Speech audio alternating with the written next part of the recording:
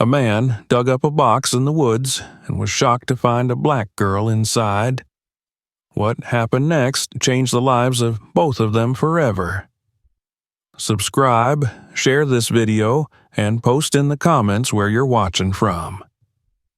The night stretched endlessly over the quiet town, a canvas of muted stars and the pale silver glow of the moon. Noy adjusted the strap of his backpack and stepped off the gravel road onto the narrow forest path that cut through the trees.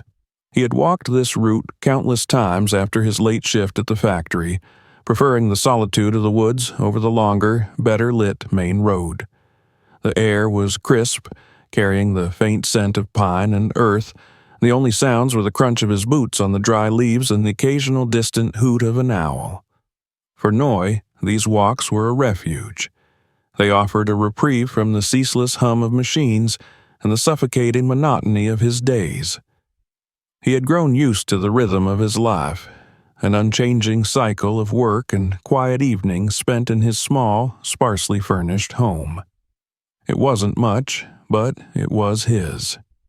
Tonight, however, the silence that usually soothed him seemed heavier, as if the forest were holding its breath. Halfway through the path, he froze. His ears caught an unfamiliar noise, a distant rumble that grew louder with each passing second. The ground beneath his feet seemed to vibrate faintly. He turned his head toward the sound, squinting through the dense darkness. Headlights. Bright beams pierced through the trees ahead, accompanied by the guttural roar of motorcycle engines. Noy instinctively stepped off the path, pressing himself against the rough bark of a towering pine. He crouched low, his heart pounding in his chest. The motorcycles grew louder, their engines growling like predatory beasts. Soon they came into view, a group of 5 or 6 bikes, their riders clad in leather and denim, their faces obscured by helmets. They tore through the narrow dirt road, kicking up clouds of dust and gravel. But it wasn't just their presence that unnerved him. It was what came next.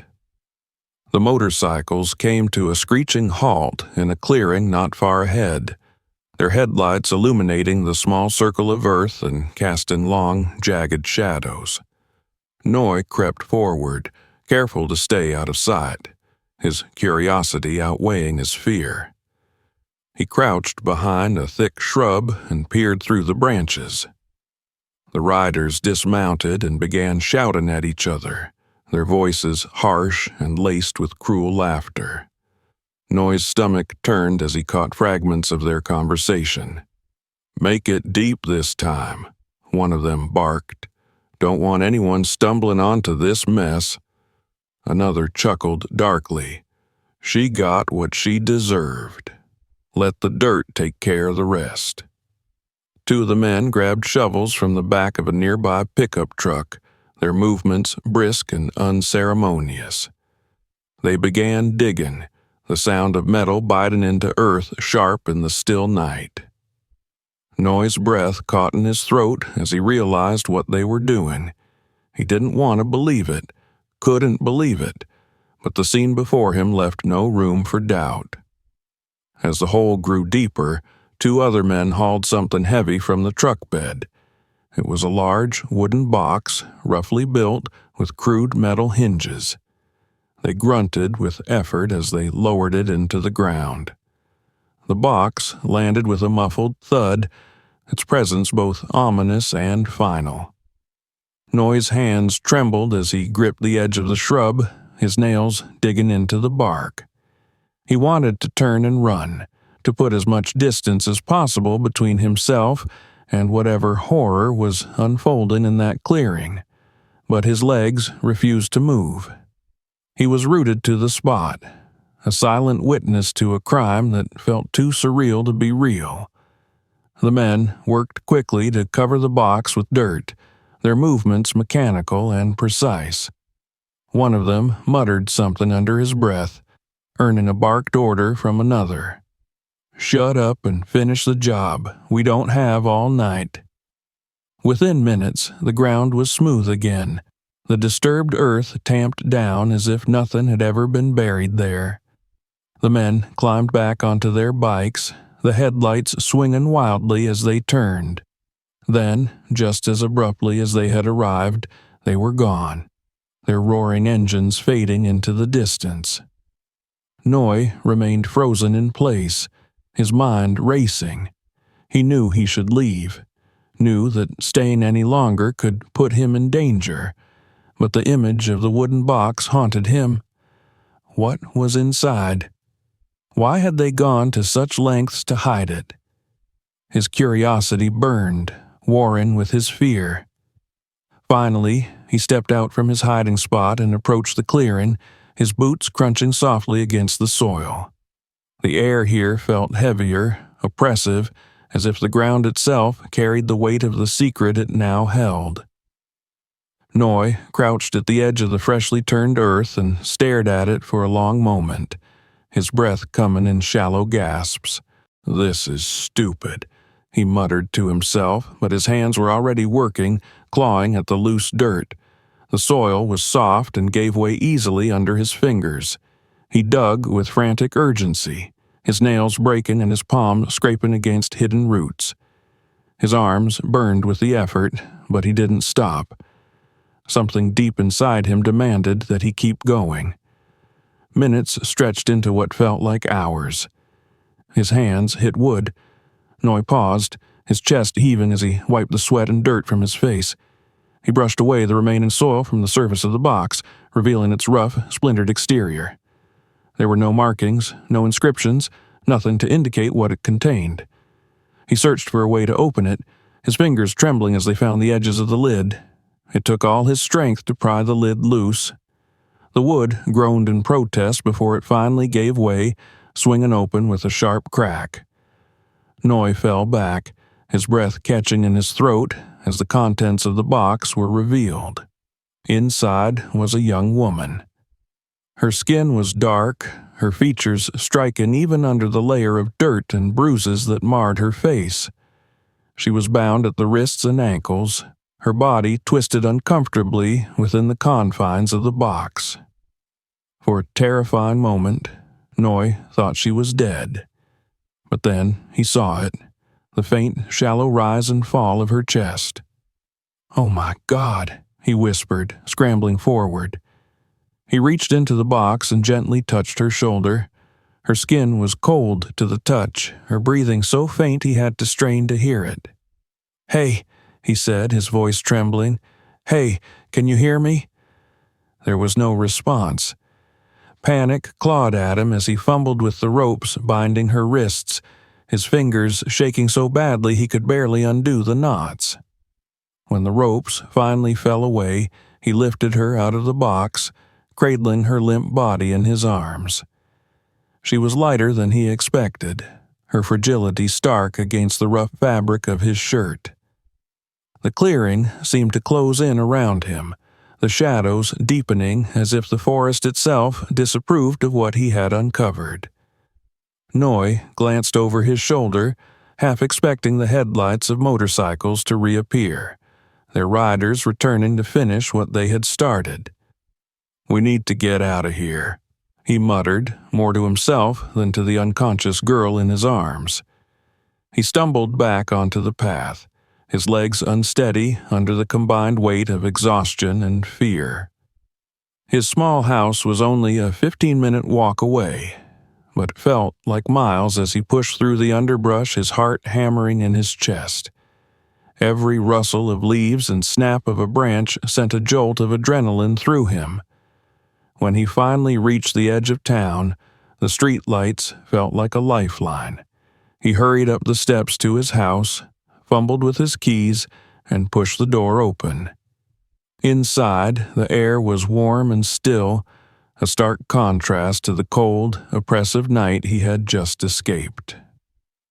Noy gently laid the girl on his worn-out couch, his hands hovering uncertainly as he tried to decide what to do next. His mind was a whirlwind of questions and fears, but one thought stood out above all the others. Who was she? And why had they tried to bury her alive? The girl lay still on Noy's couch, her breathing shallow and uneven. The dim light of the single bulb overhead cast long shadows on the peeling wallpaper, the entire room feeling like it was holding its breath. Noy crouched beside her, his knees pressing into the threadbare rug. He ran a hand through his hair, his fingers catching in the grime from the dirt he'd clawed through in the forest. The adrenaline that had propelled him this far was beginning to ebb, replaced by an overwhelming sense of uncertainty. Who was she? What had those men done to her? And more importantly, why? He grabbed an old blanket from the armchair, carefully draping it over her bruised body. The sight of the marks on her wrists and ankles made his stomach churn. The ropes had cut into her skin, leaving angry red welts, and the streaks of dirt on her face only emphasized the pallor beneath. "You're safe now," he whispered, though she couldn't hear him. "I've got you." Noy didn't know what else to do. He glanced at his phone on the table, the screen glowing faintly in the dim room. He could call the police, but the thought filled him with hesitation. A young, bruised black woman found in a wooden box in the woods, his own hands still dirty from the grave he'd unearthed. The optics alone would be damning, and he'd heard too many stories of how these situations ended poorly for people like her, and sometimes for people like him, too. Instead, he stood and walked to the small kitchen, where he filled a bowl with lukewarm water. Returning to her side, he grabbed a clean cloth and began gently wiping the dirt from her face. The water quickly darkened as he worked, revealing the delicate features beneath. Her lips were dry and cracked, and her eyes remained closed, but her breathing seemed steadier now. As he cleaned her wrists, the marks from the ropes became more apparent. Deep grooves marred her skin, evidence of how tightly she'd been bound. Noy swallowed hard. The anger that simmered beneath his shock began to bubble to the surface. Whoever had done this hadn't just wanted to silence her. They'd wanted to erase her entirely. He was mid-thought when her eyelids fluttered. Noy froze, the cloth poised in midair. The girl's breathing hitched, her fingers twitching slightly before her eyes cracked open. For a moment, her gaze was unfocused, hazy, as if she were struggling to piece together where she was. Then panic set in. Her body jerked as she tried to push herself up, her movements frantic and uncoordinated. "Hey, hey," Noy said quickly, raising his hands in a gesture of surrender. "It's okay. You're safe. You're safe." Her wide eyes darted around the room, taking in the unfamiliar surroundings before landing on him. She flinched, pressing herself back against the couch cushions, as if trying to put as much distance as possible between them. "Who are you?" she rasped, her voice hoarse and raw, barely above a whisper. "My name's Noy," he said softly, staying where he was to avoid startling her further. "I found you in the woods. You were in a box. Do you remember?" Her expression twisted with confusion and fear. She blinked rapidly, her breathing shallow as she seemed to struggle against the fog clouding her memory. Then, like a dam breaking, the realization hit her. Tears welled in her eyes, and she brought her hands to her face, her fingers trembling. "The box," she whispered, her voice breaking. I thought I was going to die." "You're not going to die," Noy said firmly. "You're here now. You're safe." The girl dropped her hands, her gaze locking on to him. Her lips trembled as she asked, Why did you help me?" For a moment, Noy didn't know how to answer. He hadn't had time to think about why he'd stayed in that clearing, why he'd risked digging up that box. All he knew was that he couldn't have left her there. "I just couldn't leave you," he said finally. "No one deserves that." Her expression softened slightly, but the fear in her eyes didn't entirely fade. She looked down at her hands, her fingers tracing the marks left by the ropes. "They were going to kill me," she said quietly, as if saying it aloud would make it more real. "Who?" Noy asked, his voice gentle but firm. "Who did this to you?" The girl hesitated, her jaw tightening. It was clear she was afraid, but there was something else too. Anger. A spark of defiance flickered in her eyes, a refusal to let whoever had done this break her completely. "Bikers," she said finally.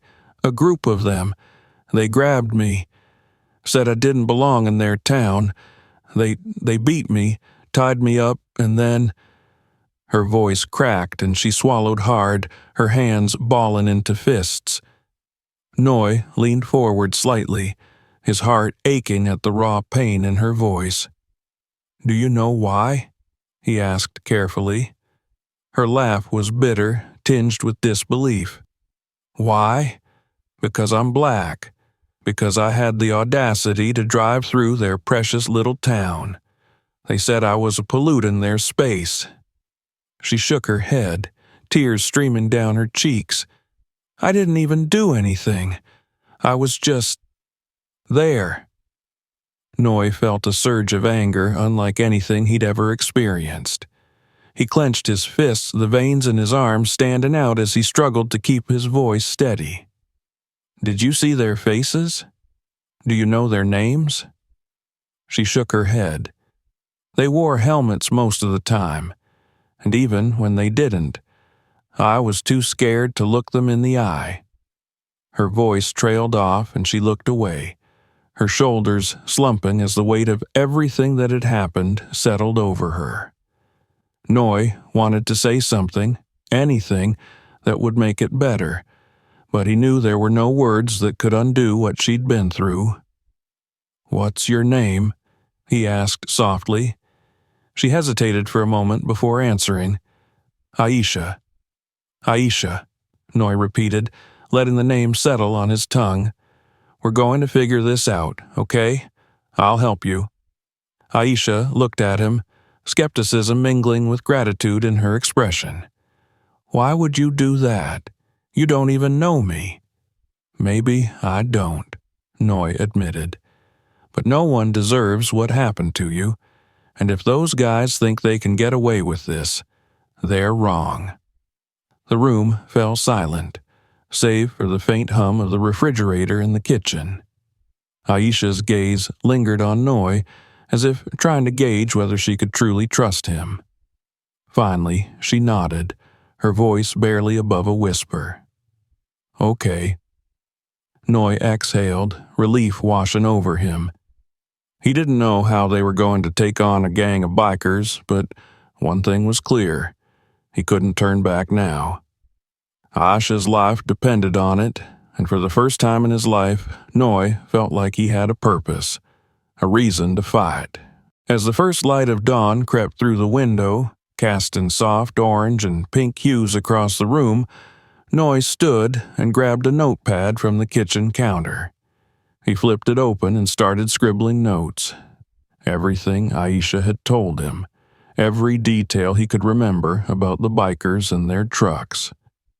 "Rest," he told her, glancing over his shoulder. "We've got a lot of work to do." Aisha lay back on the couch, her eyelids heavy with exhaustion but her heart a little lighter. She didn't know if she could trust Noy completely, but he'd pulled her out of that box, and for now that was enough. Noy set the notepad down and stared out the window, his mind racing. Somewhere out there, the men who had tried to bury Aisha alive were still walking free, but not for long. Not if he had anything to say about it. The early morning light filtered through the tattered curtains of Noy's small living room. Dust motes danced lazily in the beams of sunlight, the silence broken only by the soft hum of the refrigerator in the kitchen. Noy sat at the table, staring at the scribbled notes on the pad before him.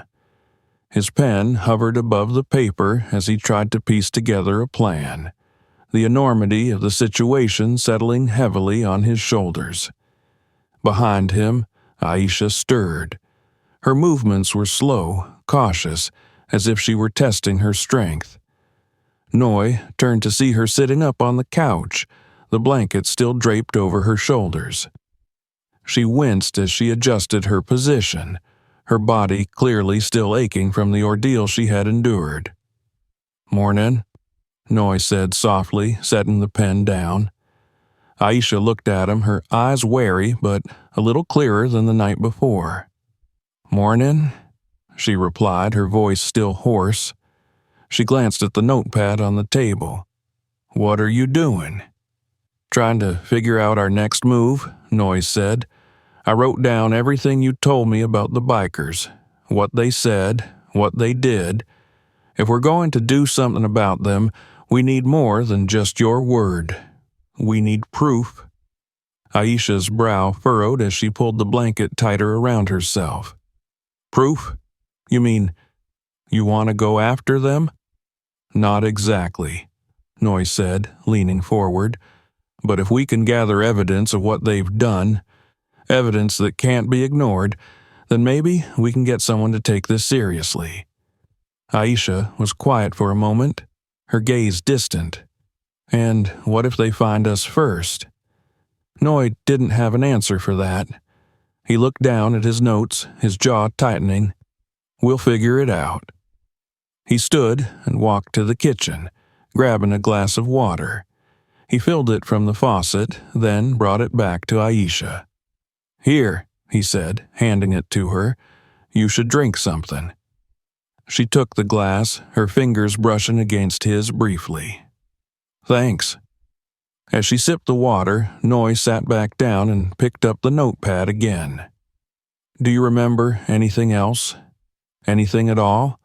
Maybe something you heard them say, or something about their bikes or their truck?" Aisha closed her eyes, her brow furrowing in concentration. "One of them mentioned a clubhouse," she said slowly.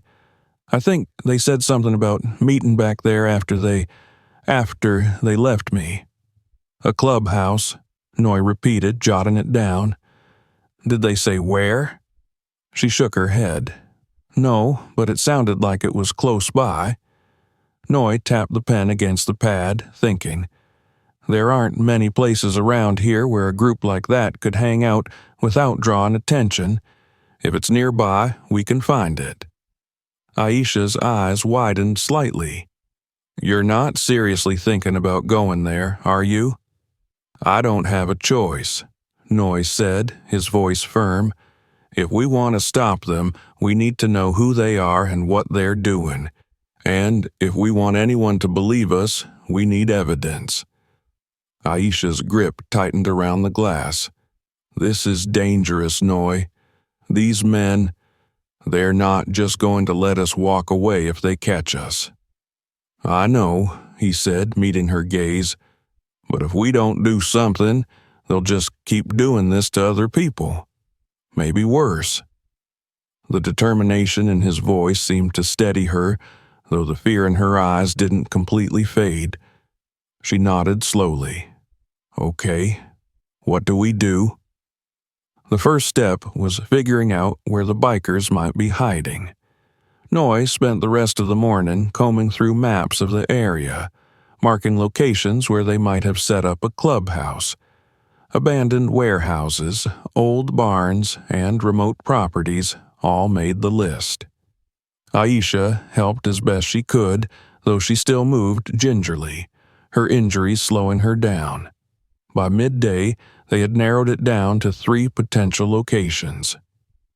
Noi decided to start with the closest one, a dilapidated barn on the outskirts of town that had been abandoned for years.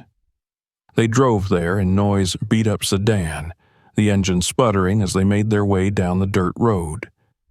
Aisha sat in the passenger seat, her hands fidgeting in her lap. The tension in the car was palpable, neither of them speaking as the barn came into view. It was exactly what they had expected, run down, isolated, and quiet.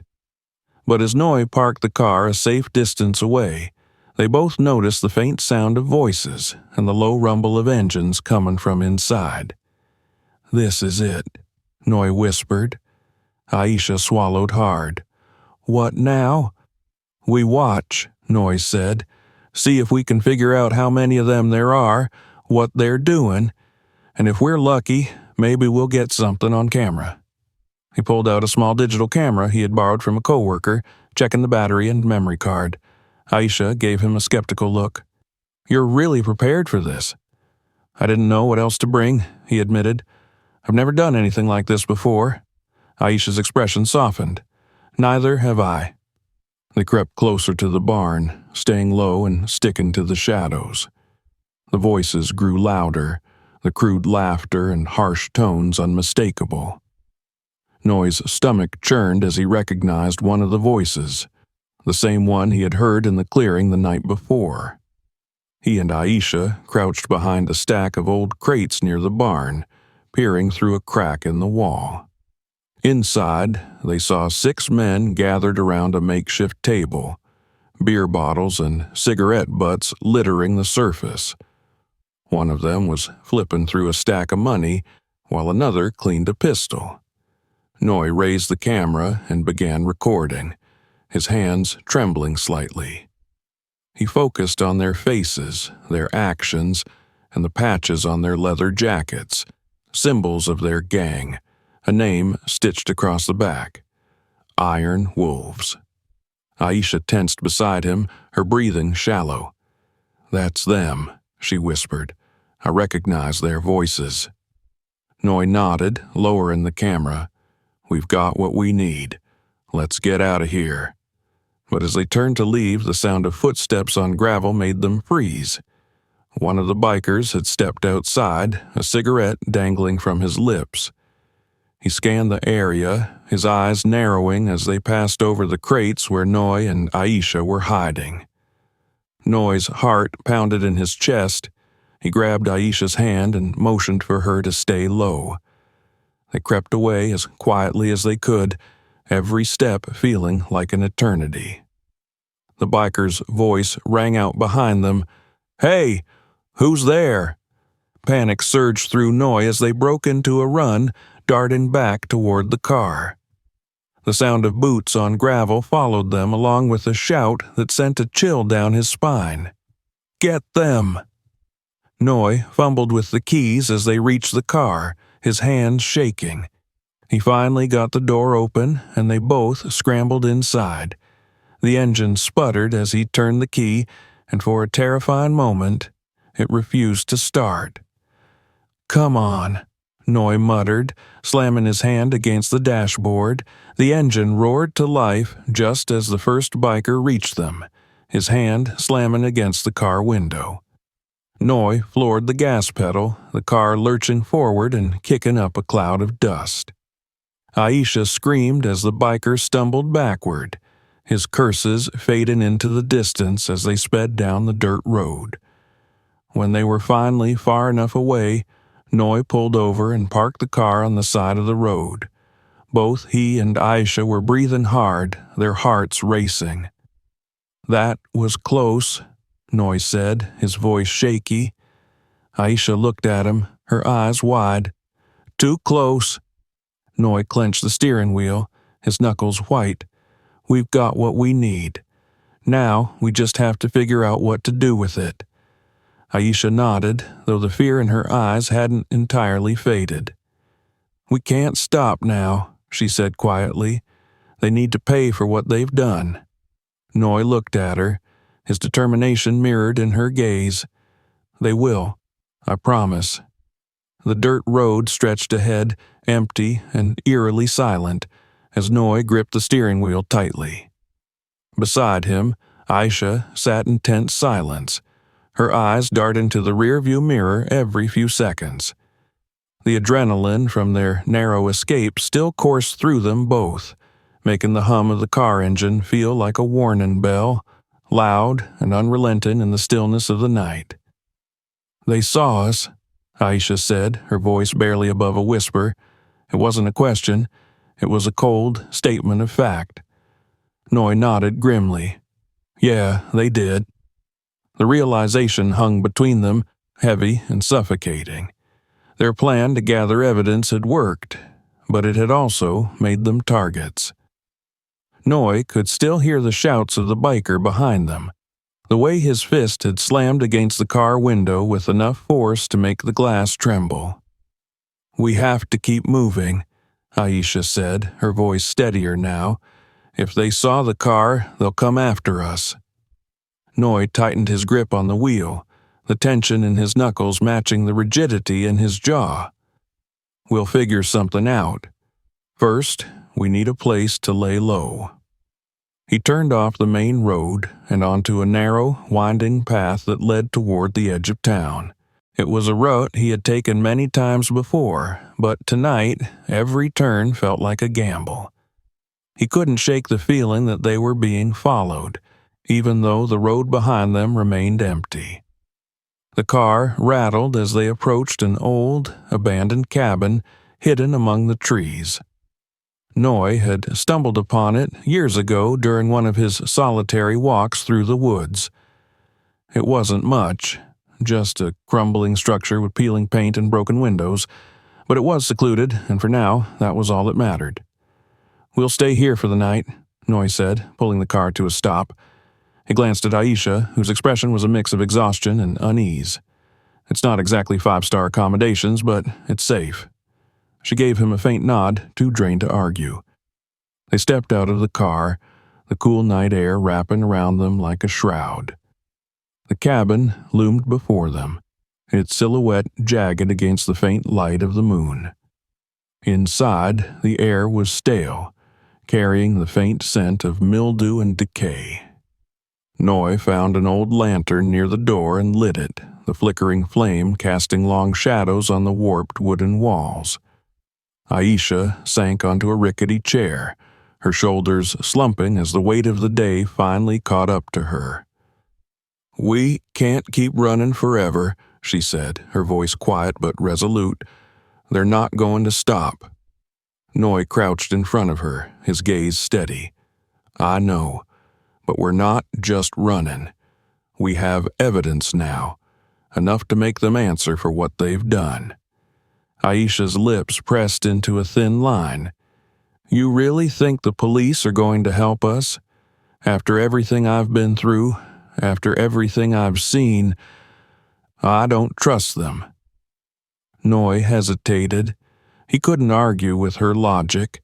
The system had failed people like Aisha too many times before.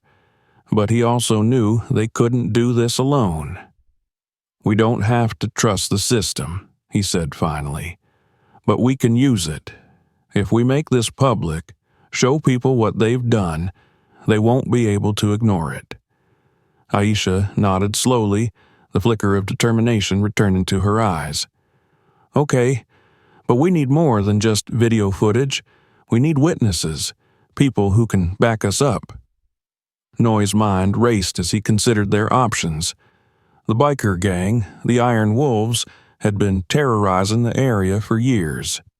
Surely there were others who had suffered at their hands, people who might be willing to come forward if given the chance.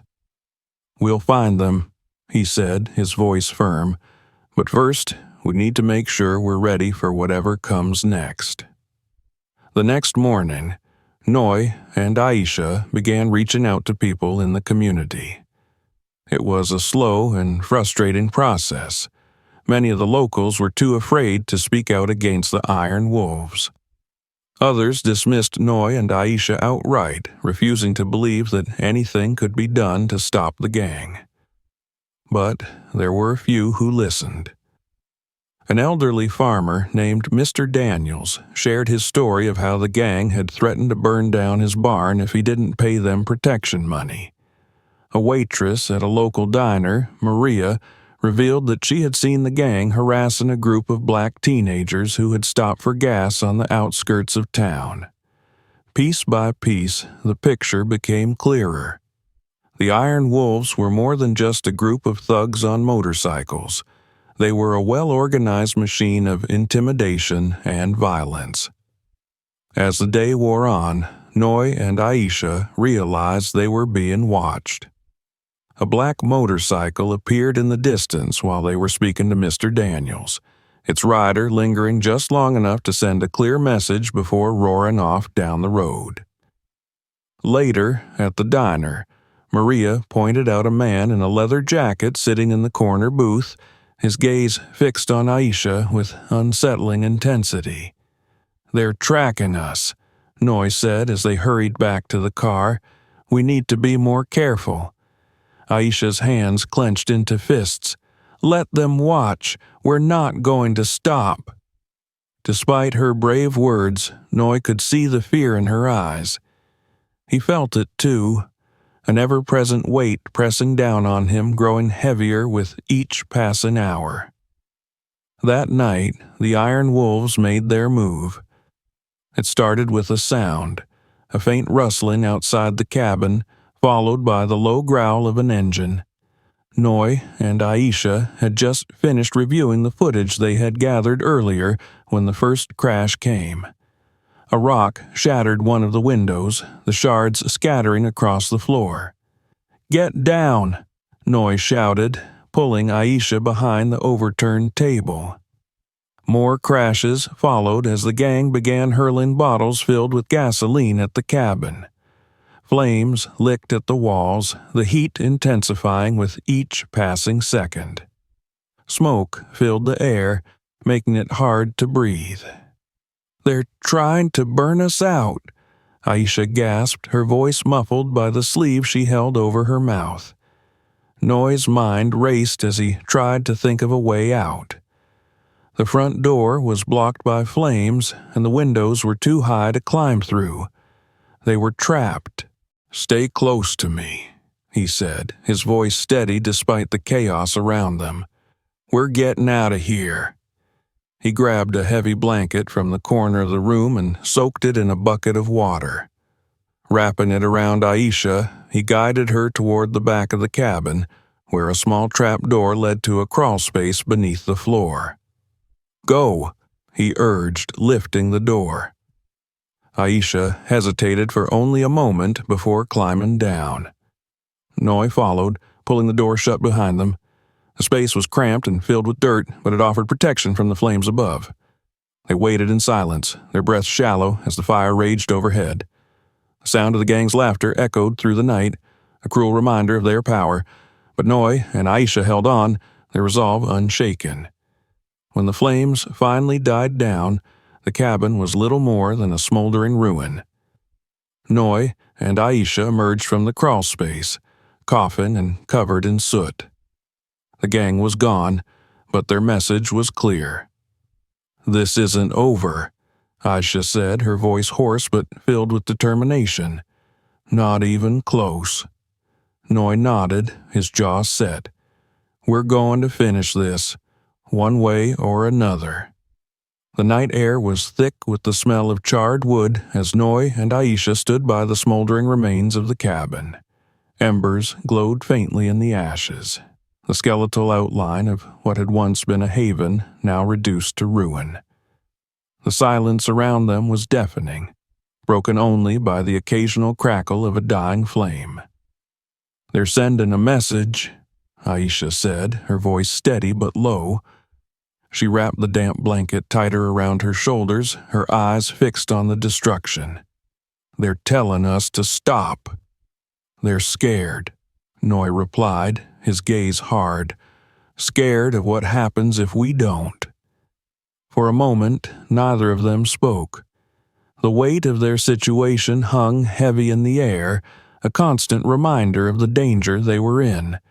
But beneath the fear was something else, a resolve that had only grown stronger with each attack.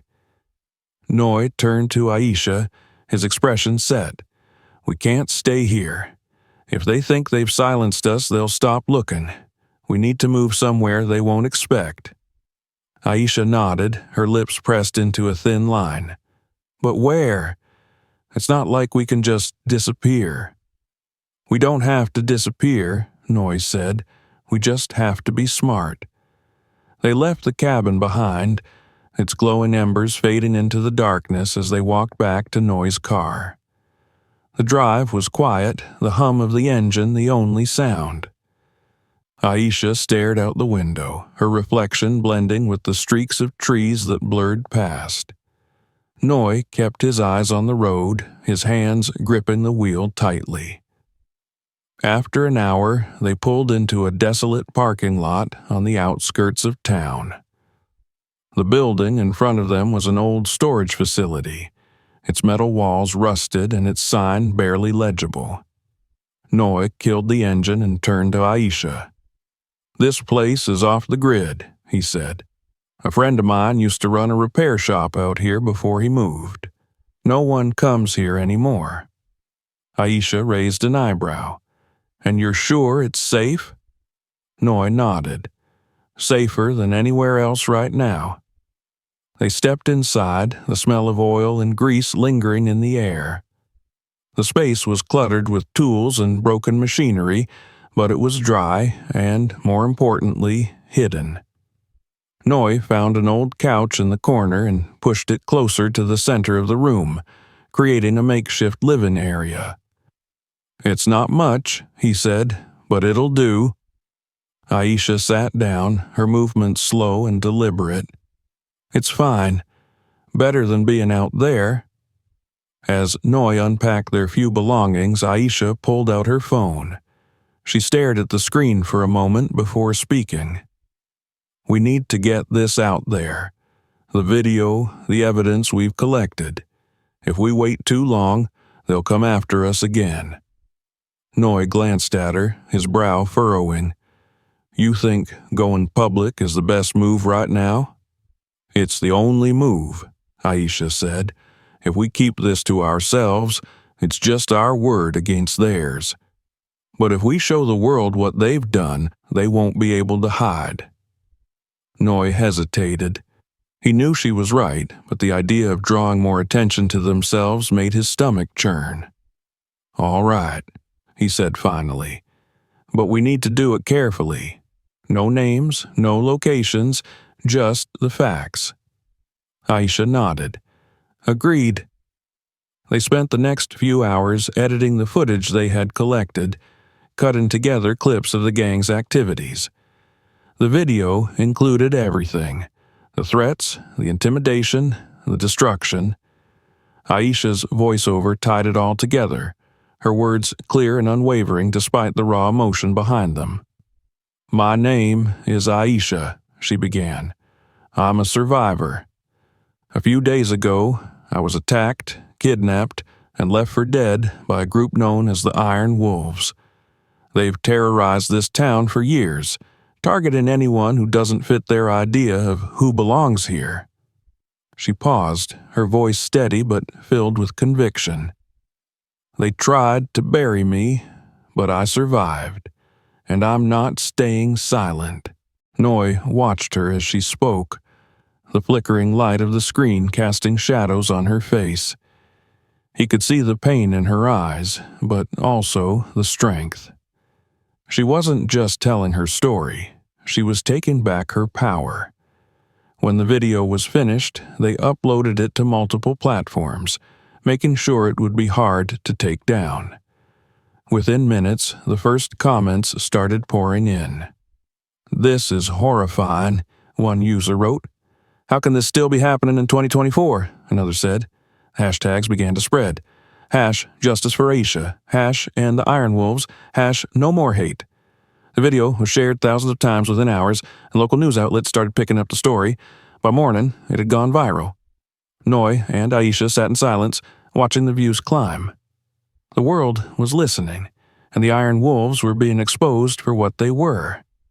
But with the attention came new dangers. The following night, as Noy and Aisha reviewed the latest comments and messages, the sound of a motorcycle engine rumbled in the distance. Noy tensed, his hand instinctively reaching for the crowbar he had kept nearby since the attack on the cabin. "They found us," Aisha whispered, her voice tight. Noy nodded, his heart pounding. "Stay behind me." The engine grew louder, the sound accompanied by the crunch of gravel. Noy peered through a crack in the metal wall, his stomach sinking as he saw two men in leather jackets dismounting their bikes. One of them carried a chain, the other a baseball bat. "We're not leaving until we find her," one of them shouted, his voice echoing in the night. Noy turned to Aisha, his expression grim. "We have to go, now." They grabbed their things and slipped out the back of the building, their footsteps muffled by the dirt. The bikers' voices faded as they moved further into the woods, the trees providing a temporary shield. When they reached the edge of the forest, Noy pulled out his phone and called the only person he knew could help. "Eric," he said when the line connected, "it's me. I need a favor." Eric was an old friend of Noy's, a wiry mechanic with a sharp wit and a knack for finding trouble. When Noy and Aisha arrived at his garage later that night, Eric took one look at them and let out a low whistle. "You look like hell," he said, crossing his arms. "Nice to see you, too," Noy replied, his voice dry. Eric's gaze shifted to Aisha. "You're the girl from the video." Aisha nodded. "And you're the guy who's going to help us." Eric smirked. "Confident. I like that." They explained the situation, laying out everything they had learned about the Iron Wolves. Eric listened intently, his expression growing more serious with each detail. "So, you've pissed off a gang of racist bikers," he said when they finished. "And now they're hunting you." "Pretty much," Noy said. Eric leaned back against his workbench, his fingers drumming against the wood. "All right, I'll help you. But if this goes south, I'm not taking the fall." Noy nodded. "Fair enough." They spent the next few hours planning their next move. Eric offered his garage as a temporary base, and with his connections they began digging deeper into the Iron Wolves' operations. By morning, they had uncovered enough to take to the authorities. But the Iron Wolves weren't done yet. The attack came without warning. As Noy and Aisha prepared to leave Eric's garage, a black SUV screeched to a halt outside. The doors flew open, and 3 men stormed out, their weapons glinting in the morning light. "Get down!" Eric shouted, grabbing a wrench. Noy and Aisha dove behind a stack of tires as the men entered the garage, their voices filled with rage.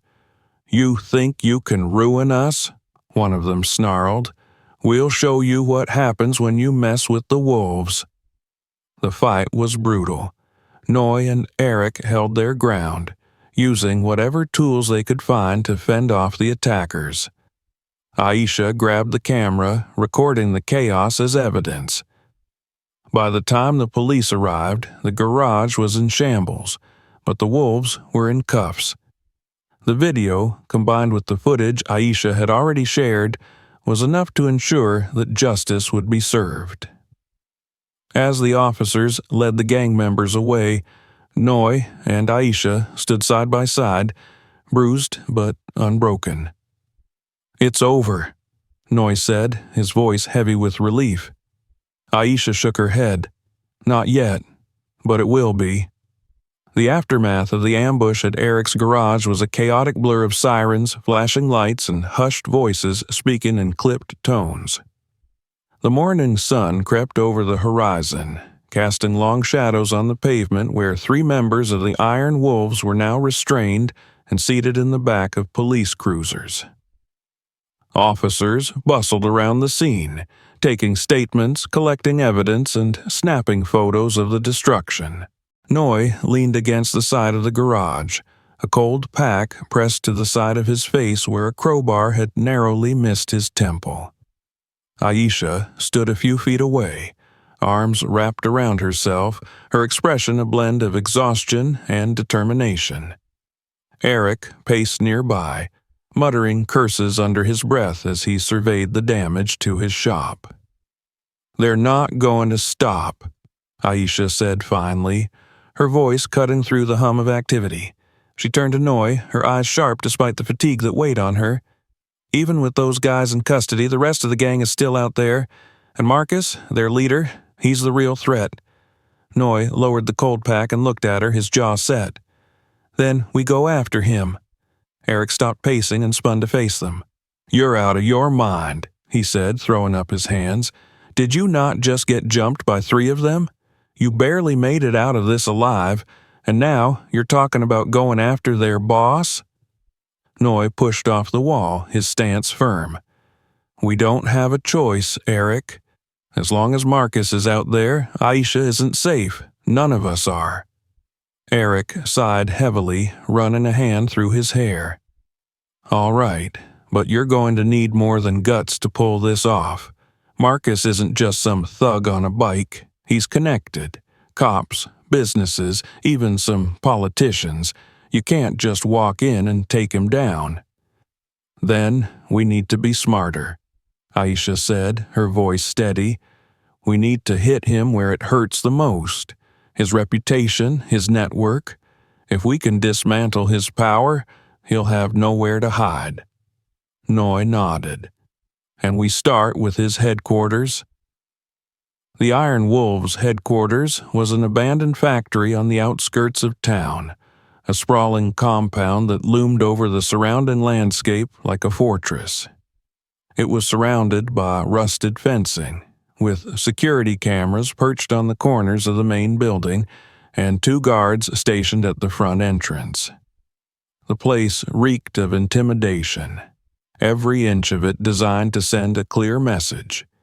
This was their territory, and no one crossed it without consequences.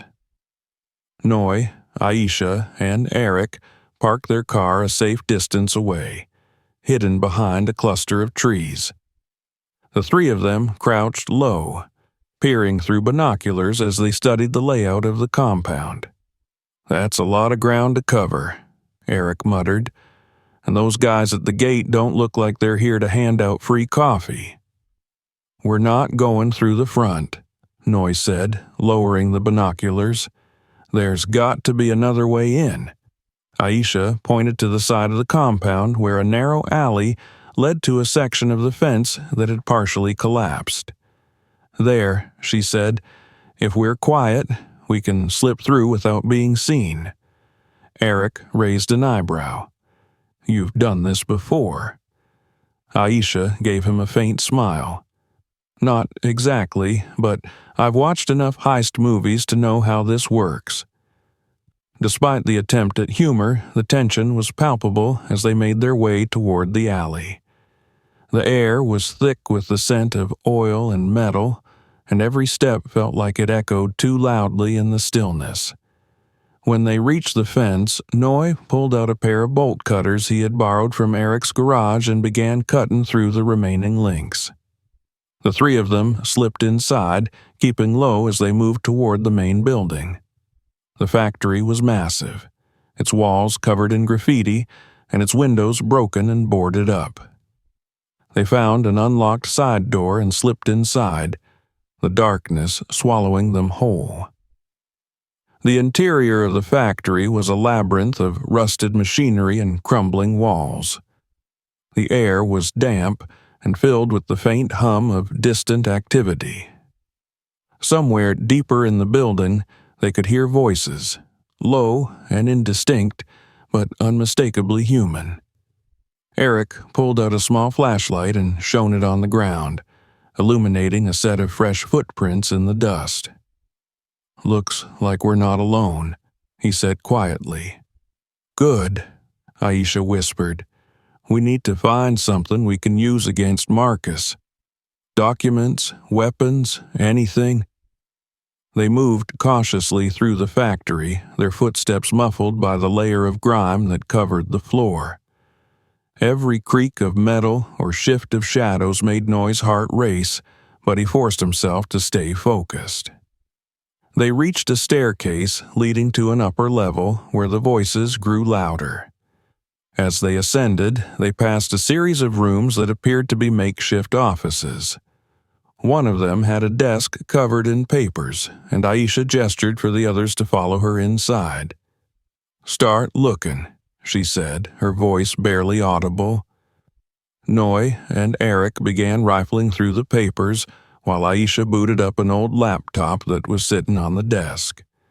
The screen flickered to life, revealing a login screen. "Let me guess," Eric said.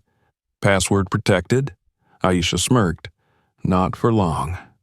She pulled a small USB drive from her pocket and plugged it into the laptop. A few minutes later, she was in. "Where did you learn to do that?" Noy asked, his eyebrows raised.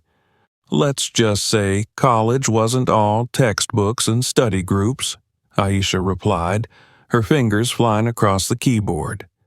As she worked, Noy found a stack of folders labeled Operations and began flipping through them.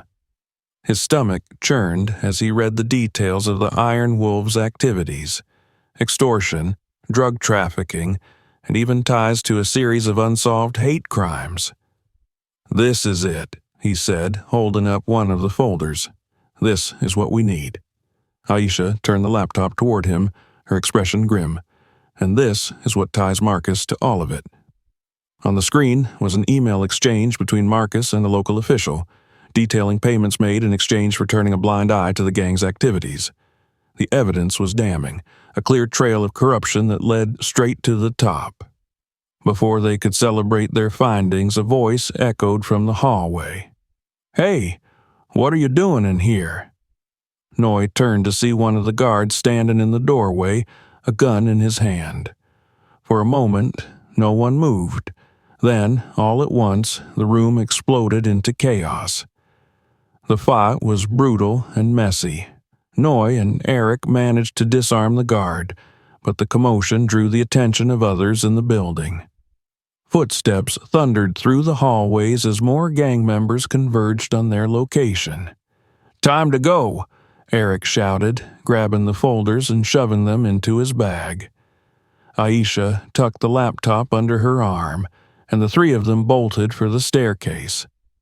They could hear shouts and the clatter of weapons behind them, the gang hot on their heels. As they reached the ground floor, Noy spotted a side exit and led the group toward it. They burst into the open air, their breaths ragged as they sprinted toward the fence. The gang was right behind them, their shouts growing louder with every step. When they reached the fence, Noy and Eric helped Aisha climb over first. She landed on the other side and turned back, her face pale with fear. "Hurry!" Noy was the last to climb over, his foot barely hitting the ground before a bullet whizzed past his ear. They ran for the car, the gang still in pursuit.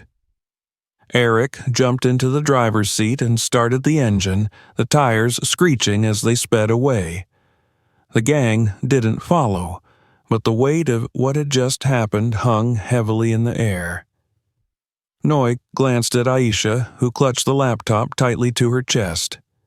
Despite the fear in her eyes, there was a spark of determination that hadn't been there before. "We have everything we need," she said, her voice steady.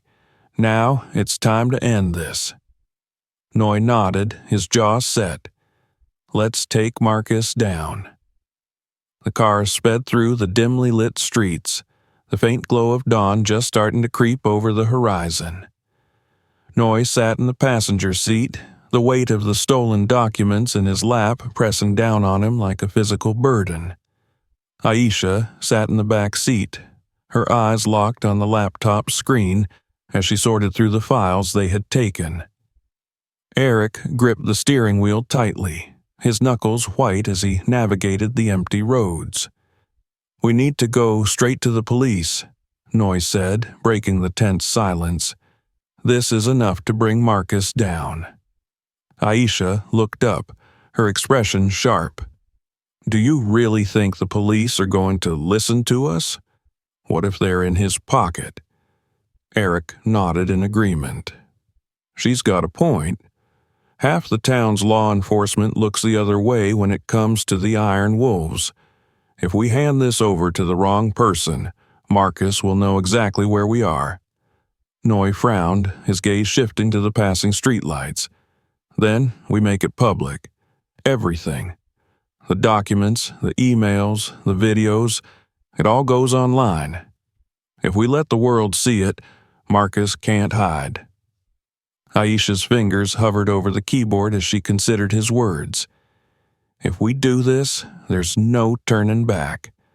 Marcus will come after us with everything he has. Noy met her eyes in the rearview mirror. He's already doing that. This is our best shot. Aisha nodded, her determination hardening. All right, let's do it. They pulled into Eric's garage just as the first rays of sunlight broke over the horizon. Inside, the atmosphere was tense but electric. Aisha set up her laptop on the workbench, connecting it to Eric's Wi-Fi. Noy spread the stolen documents across the table, organizing them into a coherent narrative. Eric, pacing nervously, kept watch through the garage window. This has to be perfect, Aisha said, her voice steady but focused. If we miss anything, Marcus will twist it to his advantage. Noy nodded, his eyes scanning the documents. We need to show the full scope of his operation. The money, the corruption, the violence, it all has to connect back to him. Aisha worked quickly, editing together a comprehensive video that combined the footage of the gang's activities with screenshots of the incriminating emails and photos of the stolen documents. Her voiceover narrated the evidence with a calm authority, laying out the Iron Wolves' crimes in unflinching detail. When the video was finished, they uploaded it to every platform they could think of: YouTube, Twitter, Facebook, and several independent news sites. Within minutes, the first comments started rolling in. "This is insane," one user wrote. "How is this even allowed to happen?" "These people need to be stopped," said another. "Where's the justice?" The video began to spread like wildfire, shared by activists, journalists, and ordinary people outraged by what they saw. By midday, it had gone viral. News outlets picked up the story, and hashtags like #JusticeForAisha and #EndTheIronWolves began trending nationwide. The response was immediate and overwhelming. Calls flooded the local police department, demanding action against the Iron Wolves. The town's mayor, faced with mounting public pressure, held a press conference vowing to investigate the gang's activities and their connections to local officials. For the first time, Marcus and his gang were on the defensive. Their stronghold, once impenetrable, was now under scrutiny from all sides. Reports began surfacing of former gang members coming forward with their own stories, emboldened by the public outcry. But with the attention came new dangers. That evening, as Noy, Aisha, and Eric watched the news coverage from the safety of the garage, a black SUV pulled into the lot. Noy froze, his hand tightening around the crowbar he had kept within reach since the ambush. Aisha quickly shut the laptop, her eyes darting to the garage door. The engine cut off, and two men stepped out of the vehicle. They were dressed in plain clothes, but their sharp, calculating gazes betrayed their purpose. One of them knocked on the door. "Noy, Taylor," the man called out, his voice calm but firm. "Aisha Williams, we'd like to have a word." Eric exchanged a wary glance with Noy. "What do we do?" Noy stepped forward, his jaw tight. "We hear them out. If they're with Marcus, we'll know soon enough." He opened the door just wide enough to see the men's faces. "Who are you?" The older of the two held up a badge. "Detective Harris, State Police. This is my partner, Detective Lopez. We're here about the Iron Wolves." Noy's grip on the door tightened. "What about them?" Harris glanced past him, his expression unreadable. "May we come in? It's better if we don't discuss this out in the open." Noy hesitated, then nodded.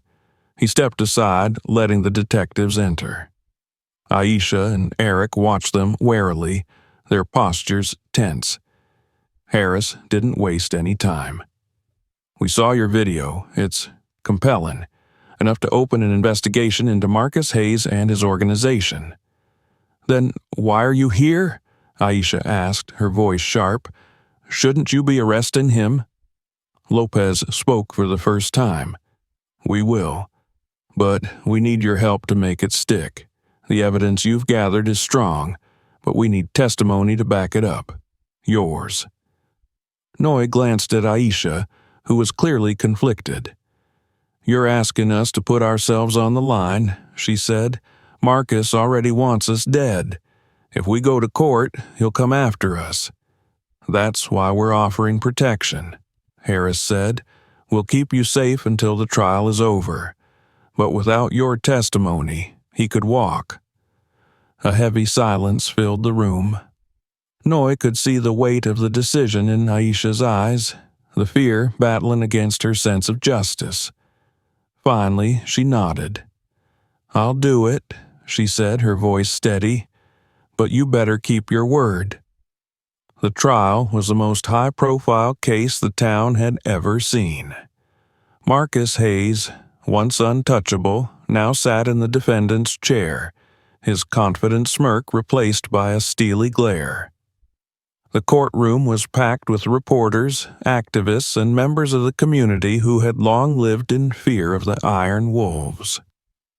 Aisha took the stand on the second day, her testimony a powerful recounting of the horrors she had endured. She spoke with unwavering clarity, her voice carrying the weight of her pain, but also her strength. The courtroom was silent as she described the night she was kidnapped, the cruelty of her captors, and the moment she thought she would never see daylight again. When she finished, the prosecutor turned to the jury. "Ladies and gentlemen, you've heard the victim's story. You've seen the evidence. The question is simple. Will you hold Marcus Hayes accountable for his crimes?" The jury deliberated for less than an hour before delivering their verdict: guilty on all counts. As Marcus was led away in handcuffs, Aisha felt a wave of relief wash over her. The weight she had carried for so long was finally lifting. Justice had been served. In the weeks that followed, the town began to change. The Iron Wolves' influence crumbled as more members were arrested, their operations dismantled piece by piece. Corrupt officials were exposed, and reforms were introduced to ensure accountability and transparency. Noy and Aisha returned to their lives, though they were forever changed by what they had endured. Aisha became an advocate for survivors of hate crimes, using her story to inspire others to speak out. Noy, encouraged by Aisha's bravery, decided to pursue a career in law, determined to fight for justice in a system that often failed the most vulnerable. One evening, they sat together on a bench overlooking the town, the sun setting in a blaze of orange and pink. Aisha glanced at Noy, a small smile playing on her lips. "We did it," she said softly. Noy nodded, his gaze fixed on the horizon. "Yeah, we did. For the first time in a long time, the future felt bright. Thank you for watching this story to the end. If it resonated with you, make sure to like this video, subscribe to the channel for more impactful stories, and share it with others who need to see it. Don't forget to explore our other videos for more thought-provoking content. Your support helps us create stories that matter.